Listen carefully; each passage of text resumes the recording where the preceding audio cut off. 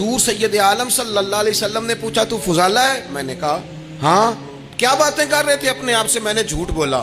میں نے کہا جی وہ تو میں تو ذکر کر رہا تھا اپنے دل میں۔ کہتے حضور مسکرائے اور مسکرا کے فرمانے لگے چل چھوڑ، جس کام آیا تھا وہ کرتا کیوں نہیں؟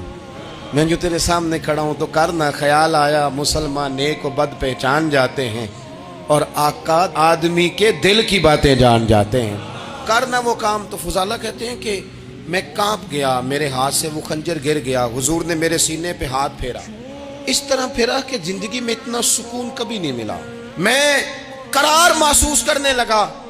کہتے ہیں حضور فرمانے لگے کیا وہ وقت نہیں آیا کہ تو کلمہ پڑھ جائے؟ کہتے ہیں میں نے فوراً کہا حضور آ گیا ہے وقت، پڑھائیں مجھے کلمہ۔ کہتے ہیں نبی پاک نے کلمہ پڑھا دیا، میں مسلمان ہوا۔ میں واپس لوٹا تو وہی عورت بن سنور کر تیار ہو کر گلی میں کھڑی تھی۔ عادتیں بدل جاتی ہیں، شرط یہ ہے کہ ہم